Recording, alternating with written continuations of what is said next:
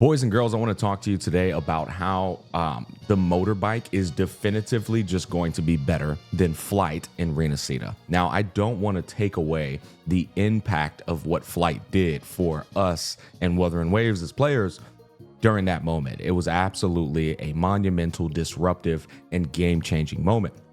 But obviously, as the patch continued on, flight was more of a convenience around the map, as well as just getting to admire the cinema of Renacita, as opposed to it truly being an immersive experience. And that is where I feel this motorbike is not only going to deliver a similar experience to what that flight did, but it's also going to supersede, if not surpass, what flight did for Renacita. And the reason that is because they have they have objectively improved this traversal method in ways that flight just didn't get these elements in Renacita. And I'll go over all of this as well. I saw Braxophone put out an early access video. He's showing off some traversal methods that I want to point out as a reference point. And then I have, of course, the blueprint on the Wuthering Waves website that goes over in detail all of the things you're going to be able to do with this motorbike, such as a portable radio. This didn't even exist in Renacita. You see what I'm saying? That is objectively an addition to your traversal experience. There's a number of things like that that's coming in with this. But I want to go over a video in the past. I was on vacation. I remember this. This was for my better half's birthday. We were on vacation. I reacted to 2.6 live stream, and this is when they announced the ability to fly back in Jinzo, and the community was like celebrating, and they were so happy about this, and they were like, oh yeah, we're gonna be able to fly in every region. And then they said, hold up, we're not going to be flying in every other region. And I remember I was one of the very few, I don't know, maybe even if not the only guy, I don't know, maybe, who was like, you don't need to fly in every region. Traversal and the ability to enjoy and explore places is completely dependent on the coherence between map design and that traversal method. Let's take a quick reflection on that so you guys can see what I'm talking about. Due to the design and gameplay differences, we won't be expanding flight to other regions in the future. Of course, based on new map features, we will introduce new exploration mechanics that differ from flight. Yes, in our future versions. This is so important for you guys to understand too. Creates unforgettable memories for rovers. No, it's important for you guys to understand, right? If they create a fucking water region where you're swimming through and shit, flight just defeats that whole entire experience. I'm okay with that. I really am. People who think you should have flight in every region don't understand the real ramifications as well as the qualities of what makes an exploration experience enjoyable, right? Case in point, you go to a fucking NASCAR track, you don't want to fucking fly in the air, you want to race some cars. You see what I'm saying? So it just depends on how they handle the regions. It's very important on how they handle the regions. But I think we have no reason to not put our faith in them. No reason to. They've never shown us a reason to not put our faith in them on the cooking. Allow me to elaborate on what I was getting at when I said it depends on how they cook it.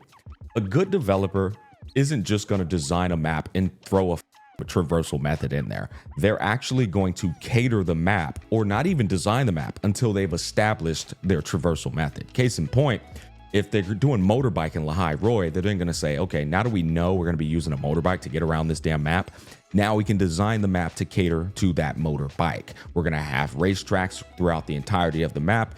And then the limitations over motorbike, which is it can't fly, we're going to put tools inside of this map that are going to make it feel like it's pseudo flying or comparable to flying in terms of convenience. I feel like off all the footage I've seen on the internet, Braxophone's early access, as well as the live stream for 3.0, they have shown me in 4K HD, they have taken into account these particular things that were concerns. Obviously, you're taking away flight.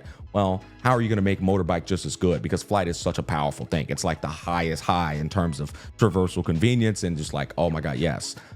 I feel like they not only met that convenience, but they've superseded it in terms of what you can do and how it synergizes in terms of coherency with that map design. As I was watching Braxophone's early access, I was taking in how he was getting around the map. They had that racetrack as he was navigating through the areas. He also had a couple of intricacies in terms of what you could do, such as going to first-person mode for some cinematic finish for people who like that.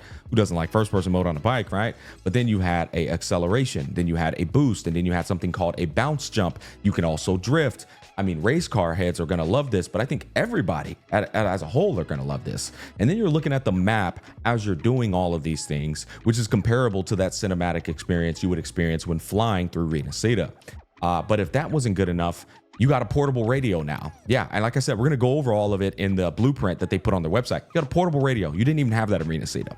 You've also got auto traversal, auto pathing. You pick somewhere and the bike will drive there for you. You can even put a honey on the back, one of your favorite waifus.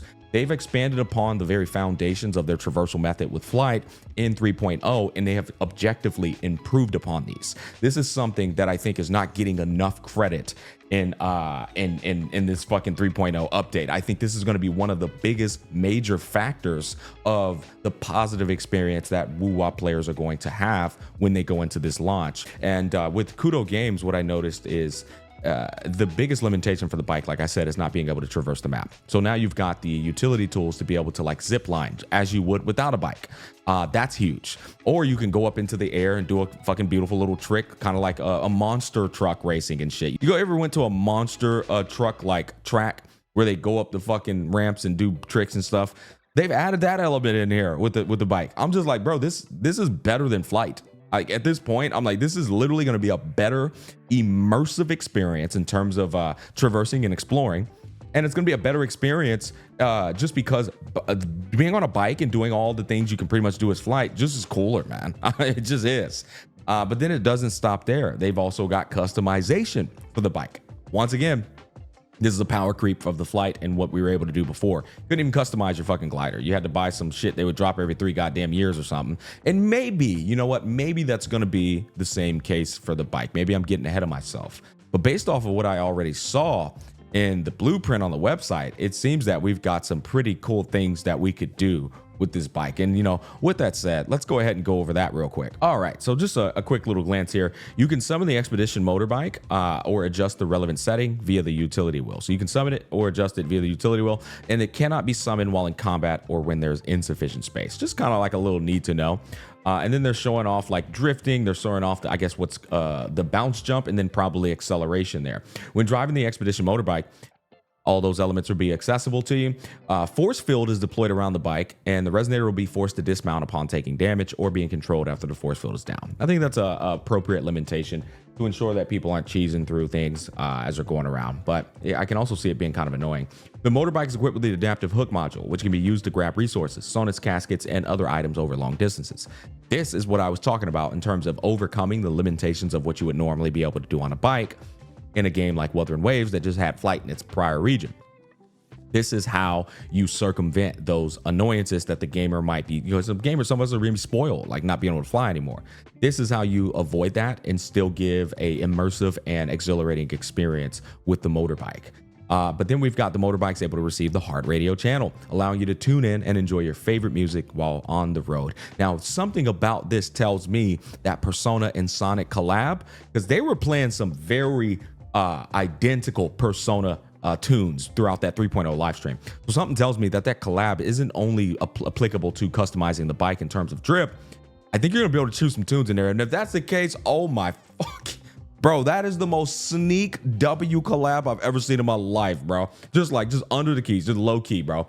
Autopilot mode. This is something I think needs more praise because Wuthering Waves doesn't have an autopilot mode right now. And when you fly around, cool, you can get to your destinations. And you know what? I guess you can get there relatively quickly, but you yourself still have to control the pilot. And this is going to enable you to where you don't have those teleporter markers in those little pesky areas to still go there and traverse there without you actually having to control it. I know that sounds crazy, but I mean, it's just a nice QOL, man. Sometimes I don't want to fucking control going somewhere because I'm just turning my brain off and getting off this tedious grind. And so just being able to auto traverse, maybe while I'm browsing the internet or doing something, that's really nice, man. And then we've got autopilot mode can still be activated even without a destination. That's fucking cool. While you're shooting the shit, streamers will love this as well. And the expedition motorbike will loop along a designated route on the current route network until you exit. This is dead ass objective increase in terms of traversal, bro. It's wild. And then they've got, while in autopilot mode, cinematic mode can be switched on, and the game's aspect ratio is going to change. So it's going to like probably frame into a different aspect ratio for you to have that cinematic experience, as you can see by the picture. I mean, bro, they're going above and beyond with this, bro. It's actually fucking incredible. I dare say this is just like flight is going to be one of the biggest reasons that people are going to have their minds blown when they go into Lahai-Roi. Then it doesn't stop there. They've got an upgrade motorbike spec perk. The motorbike modding level can be raised by completing quests in Lahai-Roi, opening supply chests, defeating enemies. Reaching the next modding level improves your motorbike's performance and unlocks abundant rewards. The reason I like this is because this is a healthy balance of motivation for you to unlock cool motorbike perks while still knocking out tasks you probably wouldn't do if you didn't have that motivation. And so it's important for developers to do that as well. Okay, we're gonna give you all these little cool things, but we also need you to knock out these side tasks that never fucking get done. Nobody does side quests, nobody does all these supply chests around the world that we have. I'm one of them. I'll do it if you attach it to something like this. You see what I'm saying? And then you've got spend modding points to upgrade. The module points are just showing that off. Customize your motorbike. This gamers. I always do that. It really is fucking cool. The Expeditions motorbike appearance has 3 customizable areas. So it's like, this is giving off that fucking the Grand Theft Auto or the Midnight Club experience where you're able to deck out your vehicle. Left fender, right fender, and front and rear. So you can put like final stickers and shit on the left, the right, and the front, or you can like change it up as well. So you see they have you can use the same livery for all 3 areas or use parts from different liveries. They're called, the jargon for these vinyl stickers and decorations is liveries, right?